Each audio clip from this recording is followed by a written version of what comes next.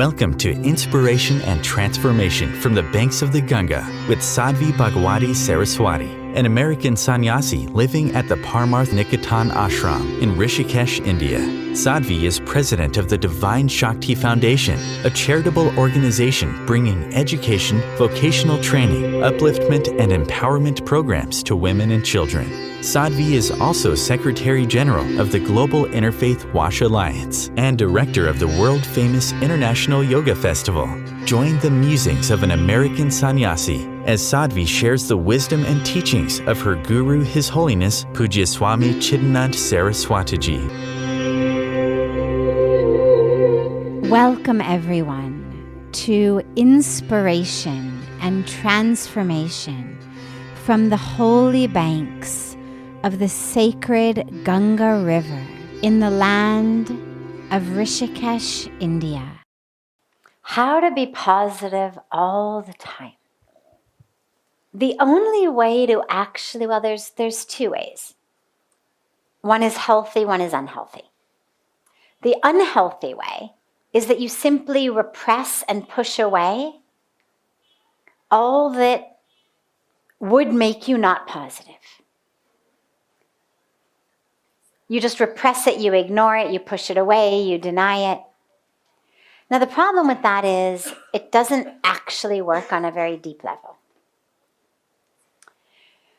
The frustration, the anger, the grief, the resentment, the despair, it's festering inside of you. And like a volcano, it's going to explode at some point, in some way.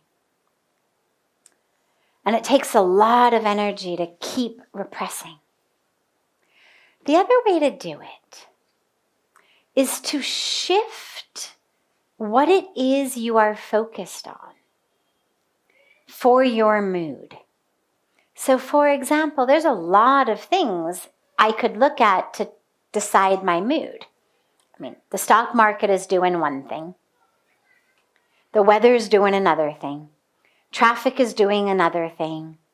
My family members are doing another thing. My hair and my body and my weight is doing another thing. And, my career is doing another thing. My following on social media is doing another thing. We've got dozens of different stimuli from which we could have a response of our mood. So for example, if I choose to hook into the stock market, that's going to be what decides my mood. It goes up, I'm positive. It goes down, I'm bereft, negative, sad. Come on in. We can make some room for you. I always say there's no Hindi translation for there's no more room. In India, there's always room. So if I decide that my positivity, my mood, is going to be determined by the stock market, okay, so based on whatever it does, I'm either positive or I'm negative. Or I'm going to make it based on people around me. They're nice to me, they appreciate me, they act the way I want them to, I'm positive. They don't, I'm negative. Or I'm going to hook it into my social media following. I get a lot of likes and comments. I'm positive. I don't. I'm negative. Or my body. I gave you 10 options. There's dozens more.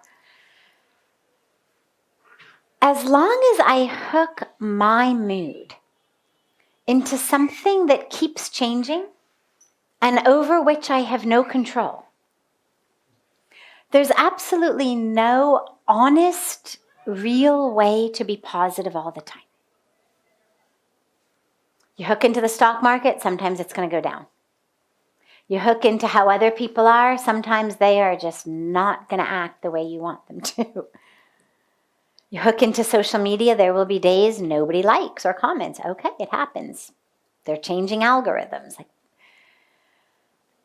Whatever we hook into, you cannot be positive all the time.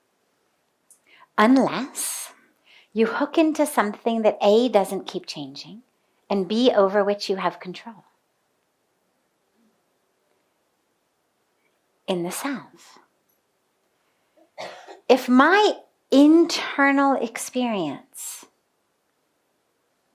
and my internal choice is what determines my positivity, then I can be positive all the time without repression or denial. Because I can say, yes, the stock market has crashed. I have lost a lot of money. And I choose to be peaceful and happy. People around me are not acting or treating me the way I want them to. But I still have the power to choose peace and to choose happiness. There's no natural law that says thou shalt have an emotional response based on the stock market or people around you or the traffic or the weather. We do it based on our expectations, based on desires, based on all of that. So you could decide, I'm no longer going to have my mood based on all of that. And only then could you be positive. But there's another deep layer to it. When we think of being positive, a lot of times it leads us into a very shallow existence. There are things in life about which we should not be positive. There are people dying of hunger. There are women dying in childbirth because they don't have access to medical care. Trees are being cut down, rivers are being polluted, indigenous populations who live in the trees along the rivers are being displaced and dying. These are not things that we need to figure out, how can I be positive about them? Or how can I simply unhook myself from it and find peace and joy anyway? These are actually things that call upon the very basic humanity within each of us to respond. When you see a starving child as you walk down the road, the question is not, how can I find joy anyway? The question is, how can I help him? So we want to be careful on our spiritual path that we don't forget the sacredness of humanity. We're not divine despite the fact that we have human bodies. We are divine in our human bodies. And so in this positivity, we want to find another aspect of which we can be positive, which is our ability to use our life, whatever our skills may be, whatever our resources may be, whatever our area of impact and influence may be, and we all have it in different ways, to actually make a difference in the world. You cannot be positive in a vacuum. We are connected. We are energetic beings connected to each other. Quantum physics today is telling us what our sages and rishis told us thousands of years ago. That which happens in one part of the universe impacts another part, which means that child dying of hunger is impacting me even if I'm not subtle enough in my awareness to notice it. Even if I'm not deep enough to feel that, I'm actually still being impacted by it. And so in your positivity, we unhook ourselves from the day-to-day nonsense that most of us are hooked into for our mood. But we consciously actually hook ourselves into all of the ways that our very positive being can bring about change. Because people who are negative are not change makers. People who say, oh, what am I going to do, right? I mean, like, I'm not president of the universe. What am I going to do? I don't have $1 billion. What am I going to do? I've got to feed 2 kids and keep a roof over their heads. What am I going to do? These are not the change makers. Because wherever we are, whatever situation we're in, we have the ability to make a change on some level. You may not personally be the one to feed every starving child in the world. But for example, if you simply become a vegetarian, you free up such an extraordinary amount of grain. You could feed 15 people. Every time you choose vegetarian food over non-vegetarian food, it's literally freeing up grain for 15 other people.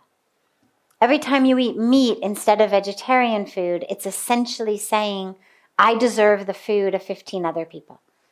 Let them starve because I want meat. The amount of grain, wheat, corn, soy, rice that goes into the production of meat literally takes, it's a ratio of 16 to 1. 16 pounds of grain at the end of the day gives you a pound of beef. But 16 pounds of grain could give you 16 pounds of bread or pasta or rice. So we are literally saying, let them go hungry. I want the food of 15 other people. So our impact on the world doesn't necessarily have to be the same as everyone's. We all have different abilities to influence and impact and bring about change. But we all can do something.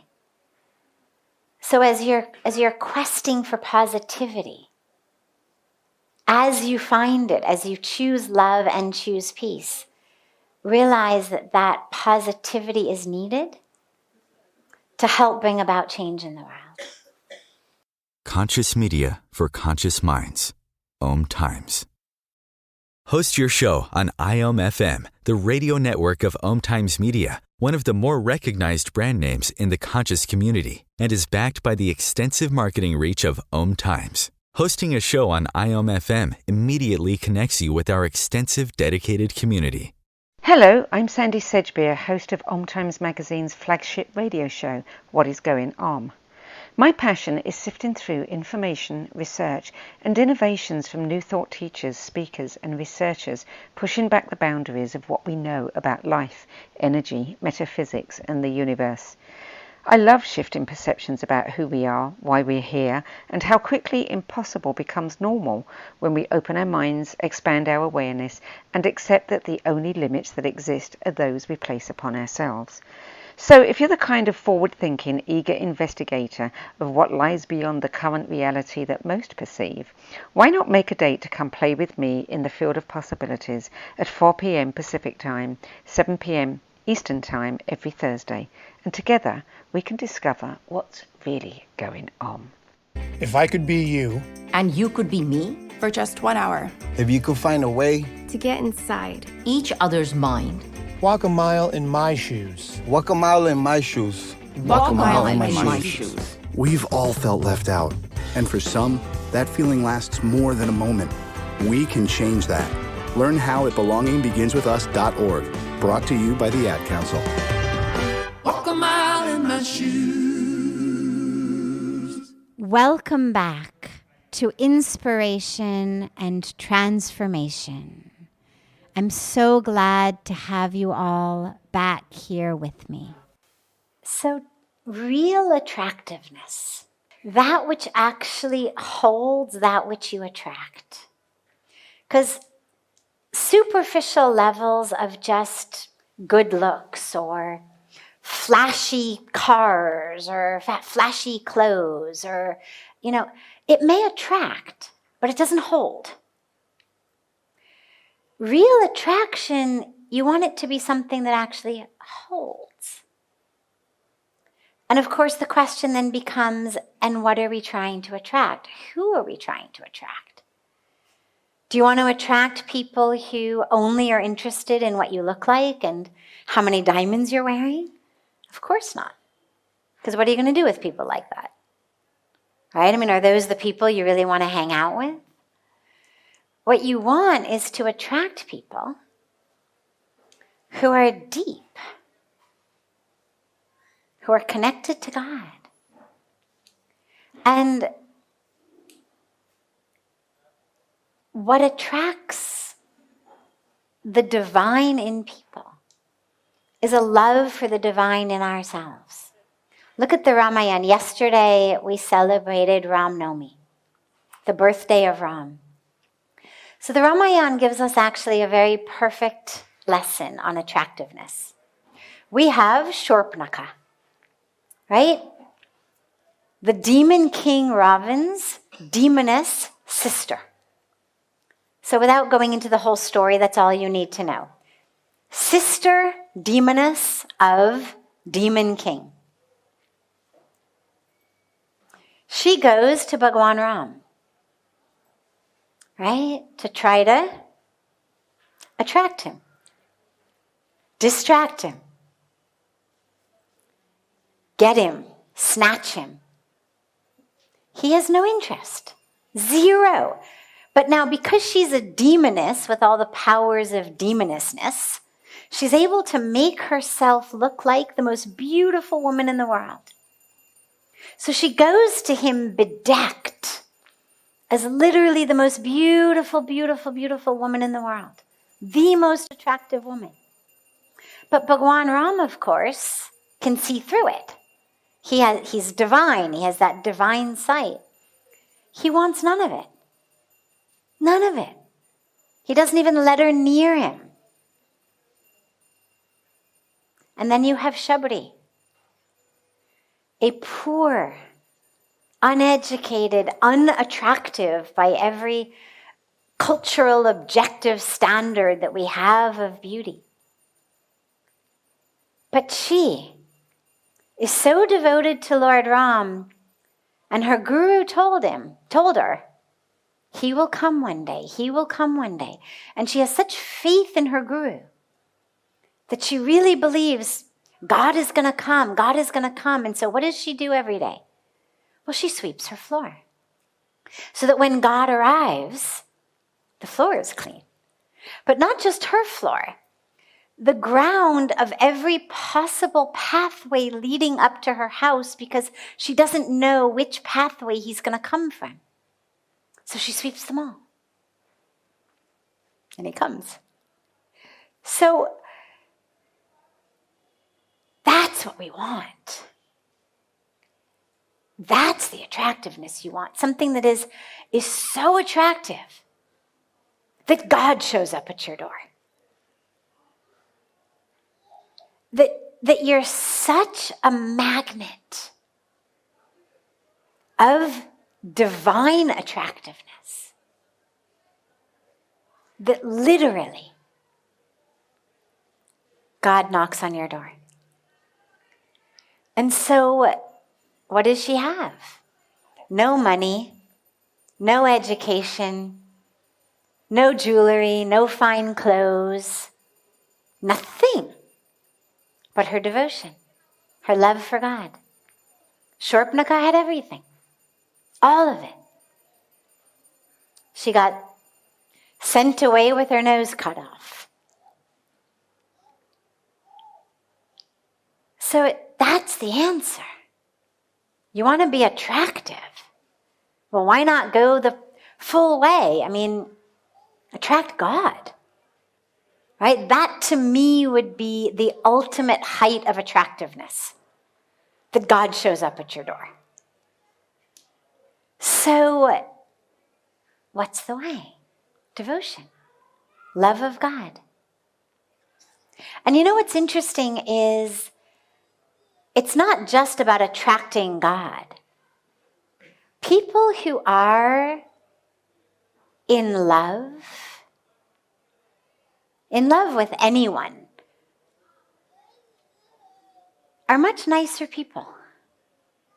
Right? Think about like when your friends fall in love. how they become.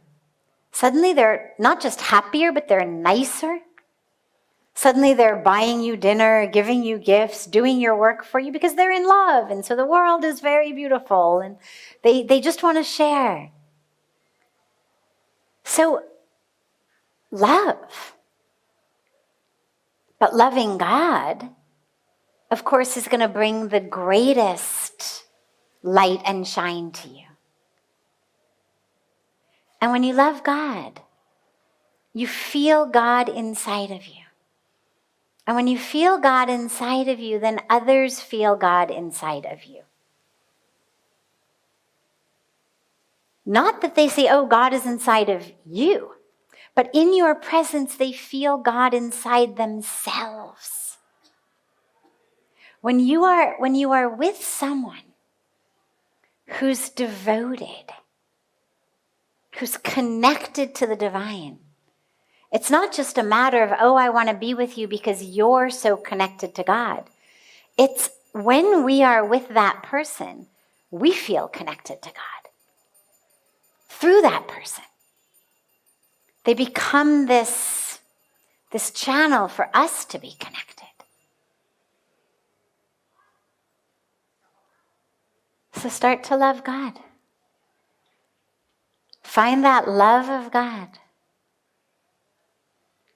in your heart. Start to really develop that.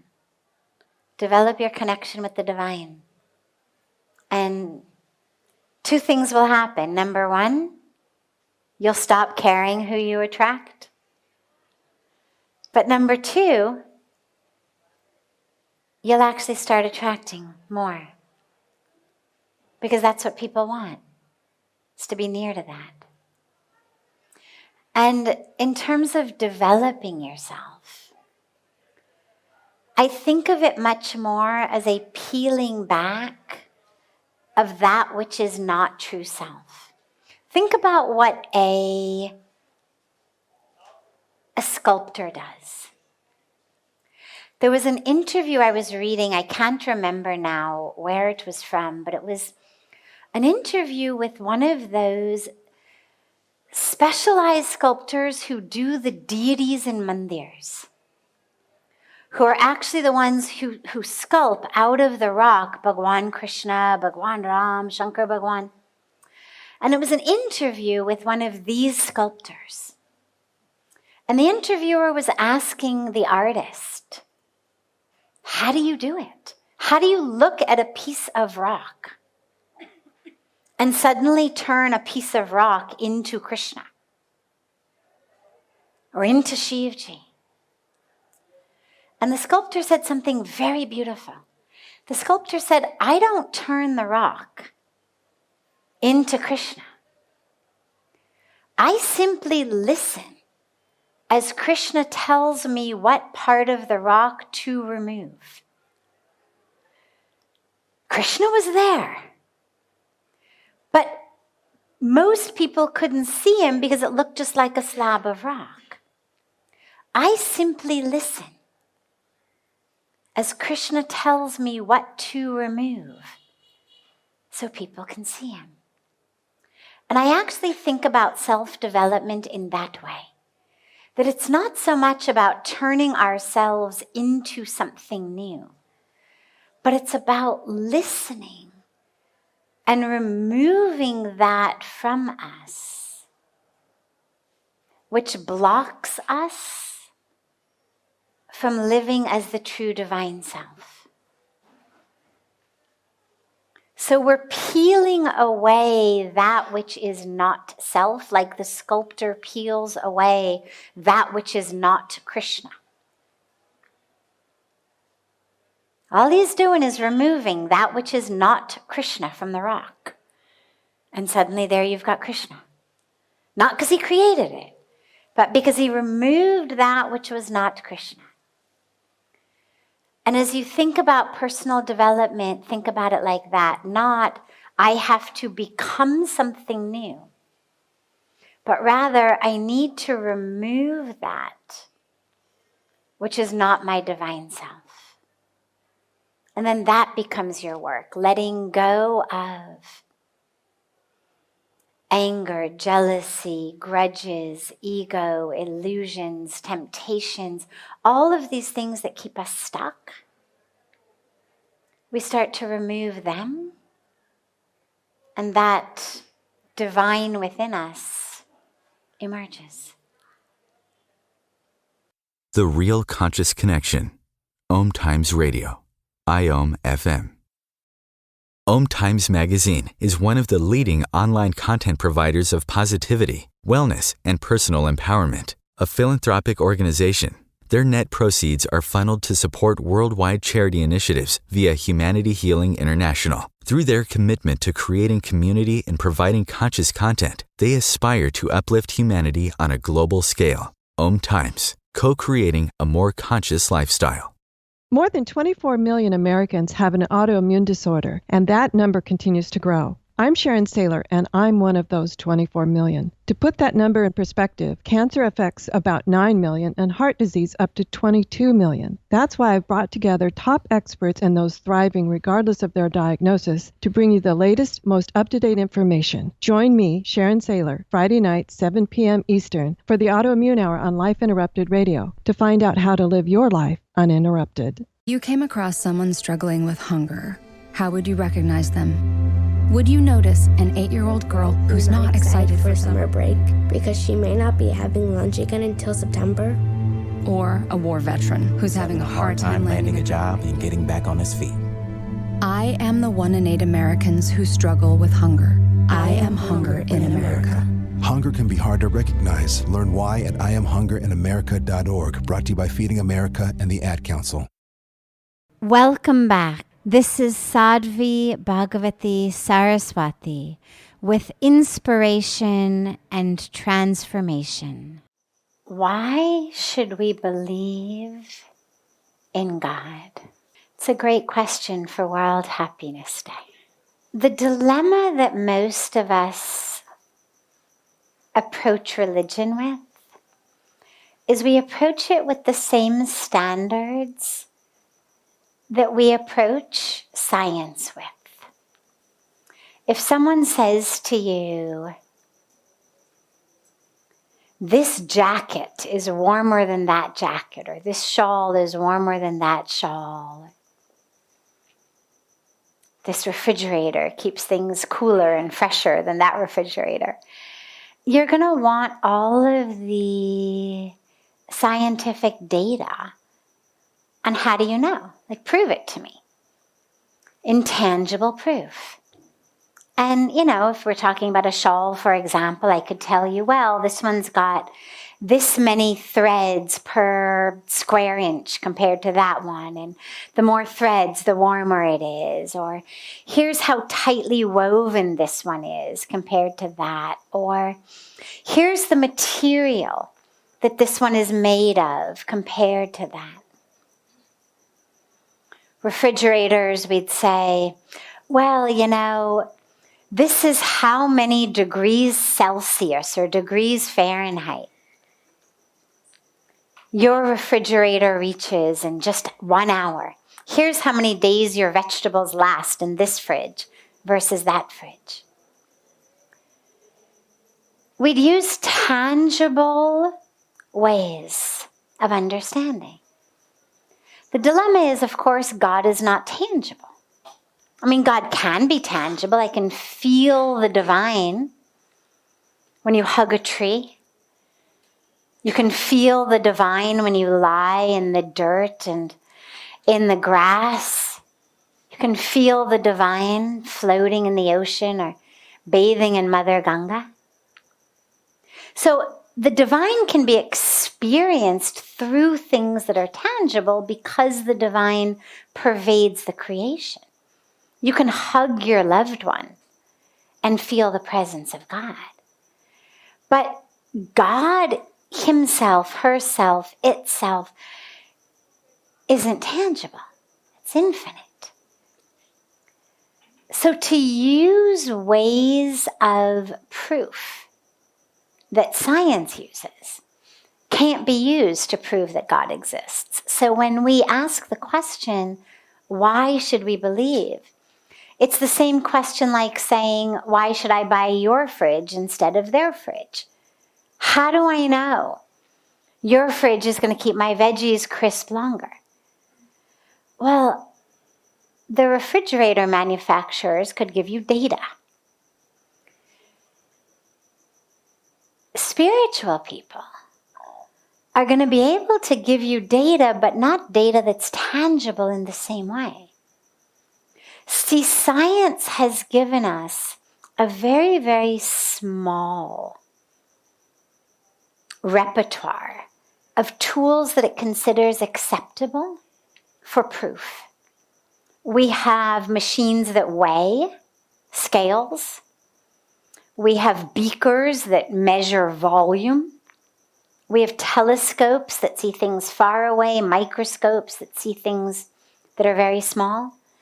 We've got a handful of different tools and instruments that are considered acceptable to prove science. You cannot use any of those instruments to prove God. No microscope, no telescope, no beaker, no scale. And so if you use that perspective, you can't prove God exists. And so the question scientifically arises, well, why should we believe? But the whole premise is wrong. Nobody is saying accept the presence of God on blind faith, like I'm going to buy your refrigerator even though you haven't proven anything to me. It's not that.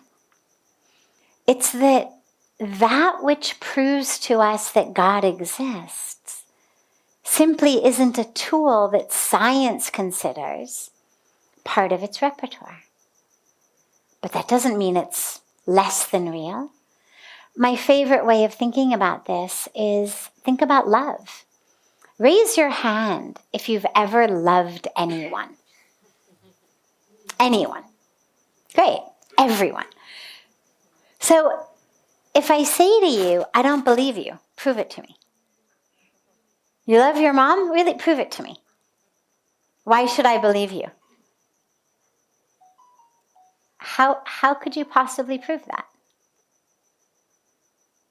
Could anybody actually prove? Any way you could possibly prove to me that you loved someone?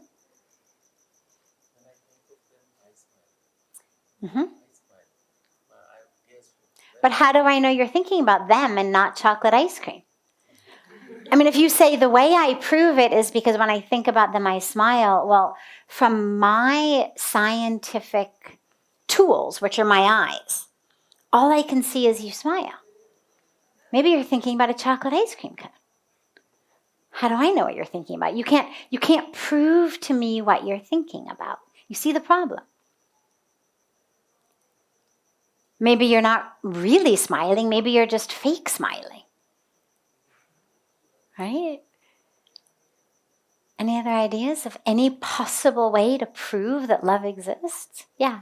Their needs become more important than mine. Beautiful. So, a lot of us suffer a kind of martyrdom complex, an inferiority complex that somehow we are not worthy, and therefore we put others' needs ahead of ours. A lot of us have a core need to actually be loved and accepted and appreciated, and therefore we put others' needs ahead, that somehow if I do what you want, you're going to love me. Now, I'm purposely slamming all of your ideas, not because I don't think they're nice, but to make you understand that there isn't actually a way to prove it. You could say, well, I hug them, I kiss them, I buy them things, I cook for them. And I could sit here and come up with every other possible explanation for why you hug or kiss or cook for them or buy them things. You cannot actually prove that love exists. Now that shouldn't bother you. This was just a game. That should not bother you. Because you know that you love them. Your inability to prove it to me does not change the fact that you know you love them, right? I mean, nobody here has doubted that you start loving, that you're actually loving just because you can't prove it to me. You know you love them. Okay, you can't prove it, no problem, but you know it's true. How do you know it's true? Because you have an experience inside. And the experience might lead you to have tears in your eyes. It may lead you to want to serve them in such a way that their needs become more important, because you actually take joy because of how you feel about them. It's internal. It's an experience inside. So is the presence of God. Which is why people who have an experience of God are not bothered by the fact that you can't prove it. I've never seen a spiritual or religious person say, oh, you can't prove God exists. Well, all right, then I'm just going to stop believing. All right, you convinced me God doesn't exist. Because we've had the experience of God. We know God exists. Cannot use the five senses, cannot use a beaker or a scale or a tape measure to prove it. But that's okay. Because we don't need to. Because there's no rule anywhere that says every single thing on earth must be subject to the tools of science, or it doesn't exist. The only people who say that are scientists, which is the only place that you get into a little bit of the science and spirituality debate. Because they actually overlap in most places, interestingly. The only place that they start to disagree is over jurisdiction. Science says we have jurisdiction over everything. Spirituality says you have jurisdiction over that which can be understood through your tools. But you do not have jurisdiction over that which cannot be understood through your tools. God cannot be understood. At this point, who knows? Maybe we'll come up with better tools. Better tools that will actually start to be able to see the soul. Who knows? Like I can see my arm. Maybe somebody's going to come up with some invention that will enable me to look at you and actually see your soul, not just feel it.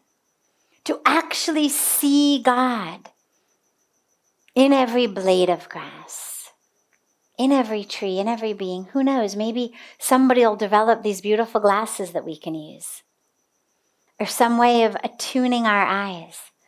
But until then, that's why we meditate on the third eye. The third eye is the tool to see the divine.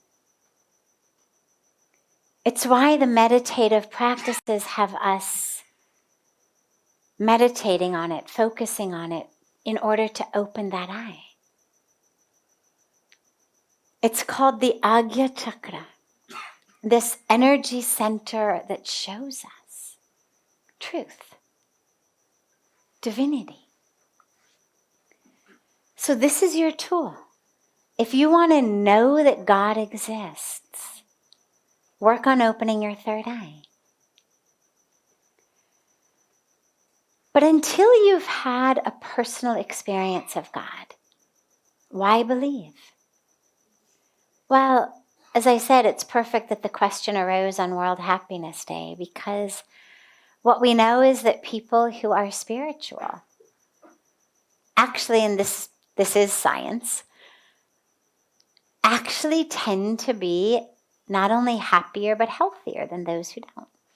And they've done all kinds of studies at top institutions like Duke and Dartmouth and Princeton and all sorts of really reputable institutions around the role of spirituality, faith, to our physical health, to our immunity. There's a lot of studies around it on your psychological health. So even if you haven't yet had the experience of God, but you're looking to be happier, to find a deeper source of happiness, you certainly don't lose anything by believing. It reminds me of, there used to be a comic strip when I was very young, and I used to read the comics before going off to school when I was growing up in my parents' house in LA. And there was a comic strip called Calvin and Hobbes that I used to really love. And I remember one of the strips was Calvin setting out cookies and milk for Santa Claus. Calvin was a little boy. And his pet tiger, Hobbes, his best friend, says to him, "But you don't believe in Santa Claus. Like, why are you setting out cookies and milk?" And Calvin says, "Well, I'm not fully sure that he doesn't exist. And just with that little bit of possibility that he might, I thought, well, why not at least make him my friend?" And you could think about that in a way, on a deeper level, of course, with the divine, that even if you haven't yet had an experience of God, if you've got even a tiny percentage that says, well, maybe God exists, I'm just not fully sure. Well, why not? Take the chance and see what you can do to connect with God. You don't lose anything. Look around, look at the spiritual people, sages and saints and mystics and prophets and whatnot of every religion throughout history. At how they lived, at their level of inner peace, happiness, resilience in the face of so much that affects and afflicts them. And maybe there's something in that you think, I could stand for some equanimity. I could stand for some joy. I could stand for some peace. I could stand for some ability to forgive. I could use some more compassion. I could use some more deep joy. Why not? Why not? And just go into it with that feeling and just try. Just see. Act as if. Chant kirtan, meditate, pray, serve, as though there were a God and you were just waiting to meet him, her, it. And see what happens.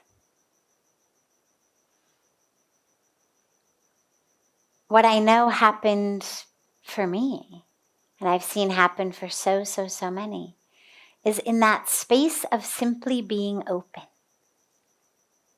Simply being open. Nobody's talking about blind faith.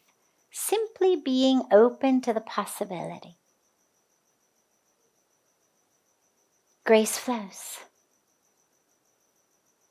And then you find a level of happiness that you never thought was possible. So the reason you should believe is because that belief itself is the path to greater happiness, to greater peace. And along the way, through believing, you actually also find an experience, and then you have even more joy and even more peace and even more deep experiences. The future of internet radio is here. Om Times Radio, IOM FM.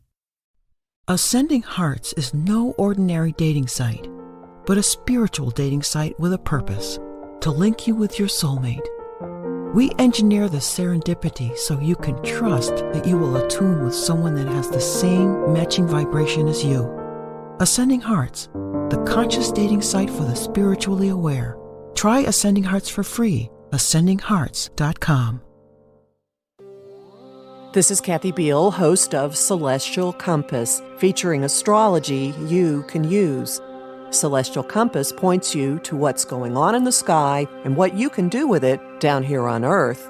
We also explore fun, effective, and cosmic tools for navigating this adventure we call life. Join me the first and third Monday of the month at 5 p.m. Eastern Time for Celestial Compass. It's enlightening, entertaining, and empowering.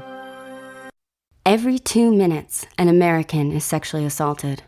The majority of victims know their attacker. It could be your friend, your neighbor, or someone you met at a party. If you said no, it's rape, and it's a crime. This is Christina Ricci with RAIN. Call the National Sexual Assault Hotline today at 1-800-656-HOPE or visit rain.org. That's RAINN.org. Brought to you by RAIN and this station.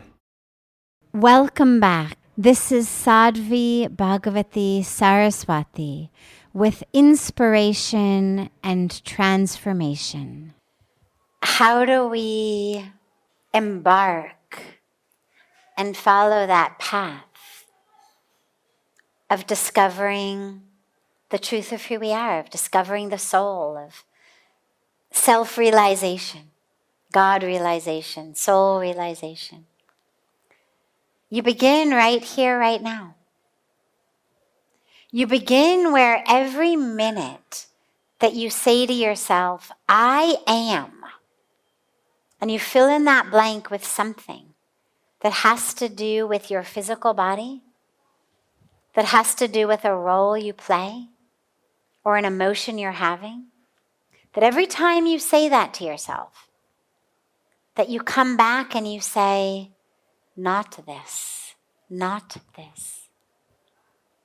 Right? So if you say, oh, I'm so angry, or I'm so frustrated, or I'm so happy, got an A on the exam, had a great pizza dinner, I'm so happy. Say to yourself, neti neti, not this, not this. I am not the body that's happy from eating pizza. I am not the ego that's happy from an exam score. I'm not the ego that's angry at this or frustrated by that. I'm not the chemicals or electricity in my brain that gives me a pattern that we call anger or sadness or happiness. Every time you say something like, I am successful, or don't you know who I am? Or the opposite, I am worthless. I'm lazy, I'll never achieve anything. Anytime you say anything like that, any I statement like that, just say, neti neti, not this, not that. I am not my job. I am not my role, my title, my bank account, my story. Whether I consider myself a big man or a nobody, either way, I'm not that. It's just a story. It's a story my ego's concocted based on information from the outside world, based on experiences. But it's not who I am. Because I existed long before I decided I was a big man, or long before I decided I was a nobody. I existed long before I was angry or frustrated, long before I had the pizza dinner that made me happy, long before I was anything that you could fill in after I am. So just whenever you find yourself saying I, neti neti, not this, not this. And slowly, slowly, slowly, that awareness will blossom. And do it as a meditation. It's a beautiful meditation. And you just go through one by one all of that which you are not. not the clothes you're wearing, not the skin, not the blood, not the bones, not the organs, right? You do it very slowly, one by one. I am not the clothes I'm wearing. I am not the skin beneath the bones. And you go layer by layer and you stay with each one until the mind says, yeah, like I know that, I get that, I know that is true. Not just I'm repeating it like a mantra, but I actually know it is true. I know that I am not my blood. I know that I am not my organs. Because see, I donated a kidney, but I'm still here. I didn't cease to exist. Or I got a kidney transplant, but I didn't become a different person.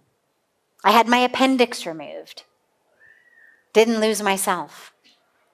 So I'm not my organs. I'm not the bones. I'm not the blood. And then you get into the cells of the brain, right? I am not my neurons, obviously. I'm not gray matter. I'm not white matter.